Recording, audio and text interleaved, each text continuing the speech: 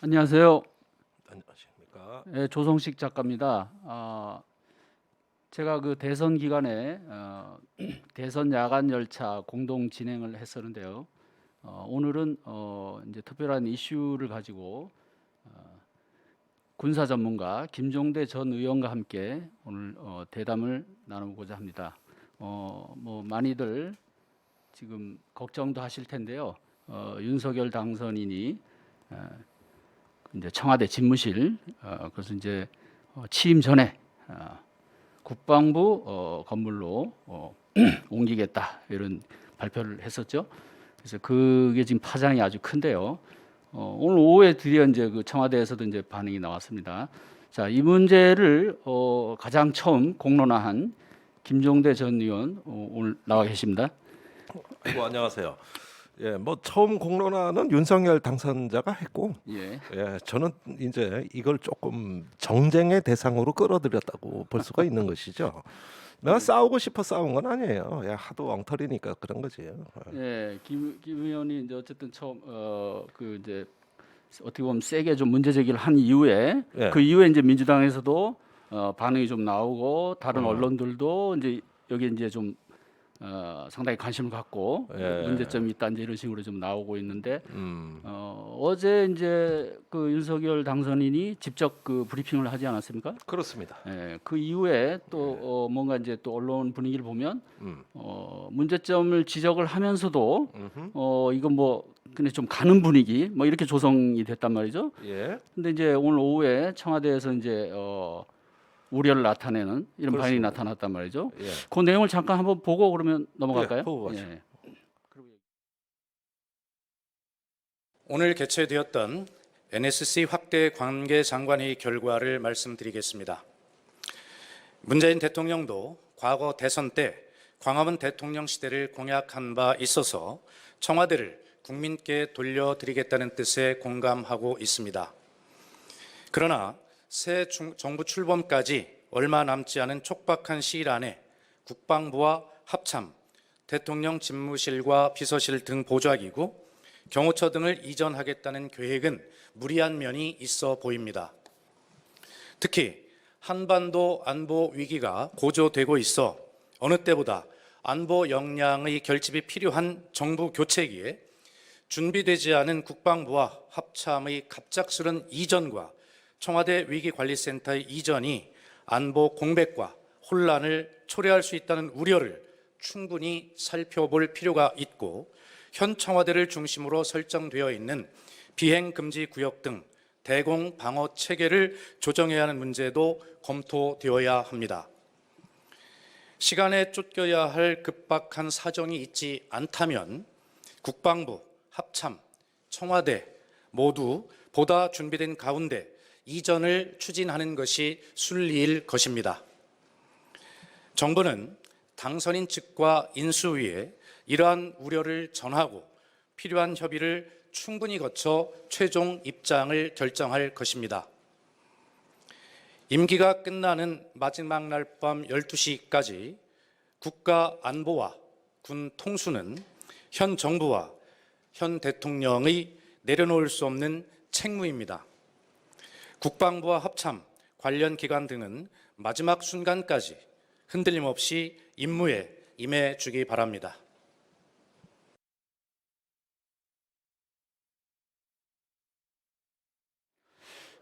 예, 지금 발표 내용을 봤는데요. 네. 사실 어제 저도 그 윤석열 당선인의 그 브리핑을 이렇게 들으면서 예. 사실 궁금했던 것 중에 하나가 이거 지금 현 청와대 말하자면 현 집권 세력, 현 정부와 얘기가 어느 정도는 좀 된 건가? 예, 아니면 저렇게 그냥 일방적으로 발표할 수가 있나? 예, 최소한의 협의도 없이. 근데 뭐 물밑 조율이 좀 됐었나? 왜냐하면 그게 상식이잖아요. 예. 그죠? 아직 이쪽은 이제 당선인 신분이고 예, 아직까지는 문재인 정부란 말이죠. 예. 근데 일방적으로 이게 현재 근무하고 있는 이쪽 청와대 직원들도 있고, 근데 네. 그냥 옮기는 거를 그 기정사실화하는 이런 내용으로 발표를 했단 말이죠. 그렇습니다. 예, 그 부분은 어떻게 보셨습니까? 그래서 이게 그 지금 발표문을 우선 그 간단하게 요약을 해드리면은 네. 어, 한마디로 국방부 합참이 이사 못한다예요. 음. 예, 그 저 대통령 그 취임일까지 이사 못한다. 사실은 그 마지막 문장이 중요해 보여요. 변함없이 임무에 만전을 기해주기 바란다. 예, 국방부를 향해서 이제 합참을 향해서 이 말을 했다는 뜻은 뭐 이사고 뭐고 간에 현 자리에서 내가 국군 통사하는 동안에 저기 제자리를 지켜서 제대로 임무 수행해라. 마지막까지 국군 통수는 나의 책무다. 이걸 강조한 거거든요. 그렇다면은 이번 달에 원래 방 다 빼야 되는데, 그리고 합참으로 이사 가고 합참도 자리 내놔야 되는데 이게 불가능한 거예요. 예비비도 안 주겠다. 그러니까 이거는 저기 가장 문제는 국가 안보와 안전에 관한 문제임을 또 그 앞부분에서 명확히 한 거고.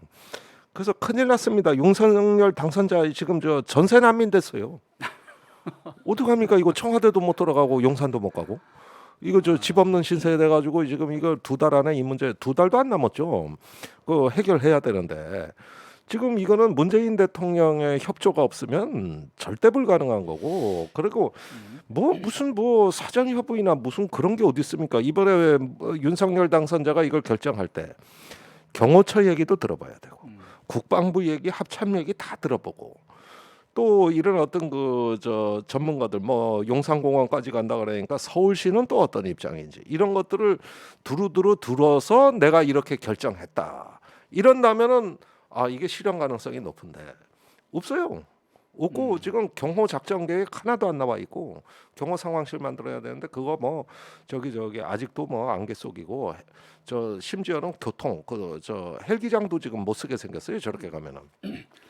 그러니까 이게 뭐 난리가 난 거지 뭐 한마디로 말하면. 그러니까 이게 뭐 진짜 이게 뭐 호떡집에 불난 것도 아니고 이게 뭐 취임 전부터 이게 어떻게 보면 아주 생 난리가 났는데 사실 오전까지도 분위기가 언론이나 그다음에 청와대 쪽에서 뭐 이렇게 일부 인사들 얘기 나오는 게 뭔가 협조하는 듯한 이런 좀 분위기가 조성이 됐었단 말이죠. 근데 오후에 저렇게 사실상 반대를 강하게 나타내는 이런 어떤 그 배경은 어떻게 보십니까? 그러니까 NSC 국가안전보장회의에 회의가 원래 멤버가 정해져 있습니다. 외교안보 장관, 국무조정실장, 청와대 안보실장 이렇게 해서 정해진 멤버인데 오늘 NSC의 확대 장관회의, 확대 안보 장관회의를 개최했다. 이렇게 얘기한 거는 참석자가 더 있다는 뜻입니다. 제가 보기에는 그 국정원, 외교부, 국방부, 통일부뿐만이 아니고 경호처장과 합참 의장이 참석한 걸로 보여집니다. 아무래도 그 담당 부서 주무 당사자거든요. 그런데 이분들은 이제 그 저 장관급이기는 하지만은 정식 멤버가 아니라 참관인 자격으로 그 참석을 해서 발언권을 주게 돼 있어요. 발언권을 행사할 수 있습니다. 참관인도. 이렇게 해가지고 조금 확대된 형태의 장관 회의를 개최한 것이다. 그러면 이 자리에서 누가 제일 의견을 강력하게 제기했겠냐? 제가 보기엔 세 사람이에요. 경호처장, 국방장관, 합참의장. 네, 이분들이 이제 현 실상을 그대로 보고 했을 것이고 그분들의 의견이 가장 존중이 돼서 말하자면 지금 윤석열 당선자식으로 그 계획이 강행이 되면 현재 문재인 대통령이 위기 관리와 국군 통수 업무를 정상적으로 하기 어렵다. 윤석열 당선자도 취임 첫날부터 하기 어렵다. 공백이 발생한다. 이 부분을 분명히 얘기했을 것이고 그렇게 했을 때 문재인 대통령이 이제 고민에 빠진 것은 이렇게 당선자한테 협력을 해주는 것이 나의 국군 통수의 마지막 책무를 소홀히 하거나 그런 어떤 차질을 빚으면서까지도 이걸 협조를 해줘야 된다는 현실에 직면이 된 겁니다. 그래서 오늘 발표 내용을 보면은 사실은 모든 취지에 다 찬성한다. 청와대 시대 끝내겠다는 데 찬성하고 나도 그 얘기했다. 그러나 중요한 건 국가 안보다. 이렇게 하면서 마지막까지 나는 최선을 다하고 국방부 당신들도 제자리에서 자기 임무 다 해라. 이렇게 주문한 거예요. 그러면은 지금 이제 기묘한 일이 벌어지는 게 서욱 장관은 두 군데서 상반된 짓을 받는 거예요. 그렇잖아요. 지금 문재인 대통령은 끝까지 자리에서 최선을 다하라는 뜻으로 얘기를 한 거고 말이야 모호하게 했지만 그런데 윤석열 당선자는 3월 중에 다 비우라 그랬거든요. 그러니까 여기에 제가 보기엔 국방부가 누구를 국군 통수권자로 주목하느냐 이 부분을 이제 지금부터는 분명하게 보여줘야 될. 근데 법적으로는 대통령 지시를 따라야 되는 거 아닙니까? 법적으로는 현재 국군 통사는 누가 뭐래도 문재인 대통령입니다. 그렇죠. 예. 이것이 부정되면 헌법이 무너집니다. 그러니까요. 예, 헌법과 국가 안전 이런 문제가 다 무너지게 돼 있어요. 그 늦게나마 어쨌든 지금 그 고위급에서 이 문제에 대해서 어떤 그 안보 위기 이런 차원에서 좀 반론 그러니까 반대를 했다는 거잖아요, 지금 그렇게 네. 추정이 되죠. 네. 그나마 다행이라는 생각이 드는데 이게 지금 안보 문제는 뭐 아시다시피 보수 진보의 문제가 아니잖아요. 그래서 지금 보수 진영에서도 예. 여러 가지 반대 의견이 많이 나오고 있고 또 어제 전직 합참의장 11명이 예. 반대하는 그런 성명도 그죠? 냈고. 서한을 인수위에 보낸 거죠. 예. 예. 그럼 거기 보면은 다 이명박 박근혜 정부 때 또 그 합참의장하고 국방장관하고 뭐 이런 분들 포함돼 보수 있잖아요. 진보 정권이 다 포함돼 있습니다. 그렇죠. 예. 자, 그럼 이 상당히 이게 심각한 일인데. 그러니까 보세요. 예. 자, 윤석열 당선자가 용산 시대로 가겠다는 전 취지에 공감해요. 오히려 찬성합니다. 그 한 3년 정도 기한을 잡아서 국가가 충실하게 준비하고 준비할 게 좀 많습니까? 사전 조사도 해야 되고 예비 타당성 검토도 해야 되고 환경 영향 평가도 해야 되고 예산 확보해야 되고 그런 국회 통과해야 되고 할 게 많아요. 그런데 이런 것들 준비를 착실히 갖춰서 한다면은 저는 민주당도 협조 안 해줄 리가 없다고 봐요. 저기 이렇게 해서 이 용산 시대는 대통령 혼자 만드는 게 아니라 국민과 함께 만드는 거거든요. 이건 이제 용산 주민들을 비롯해서 서울시, 국토부 다 협조를 해야 될 사안입니다. 그래서 이런 것들 국민과 더불어 함께 용산 시대를 만들자. 이러면은 얼마나 보기에도 좋고 생산적이고 계획도 내실 있게 할 수 있고 이래야 되는데 자 일단 터트리고 저지르고 강행하겠다 그랬어요. 근데 여기서 윤석열 당선자가 예기치 못한 그 문제는 뭐냐면 자신이 하고 있는 게 현직 대통령의 국군 통수권에 도전하는 거라는 행위를 인식 못한 거예요. 아, 그걸 어떻게 생각을 못 할까요? 예, 아니 해본 적이 없고 그 군대도 안 갔다 오셔가지고 예, 사실 이런데 그 앞에서 또 참모들이 직언할 줄 아는 참모가 있는 것도 아니고 사실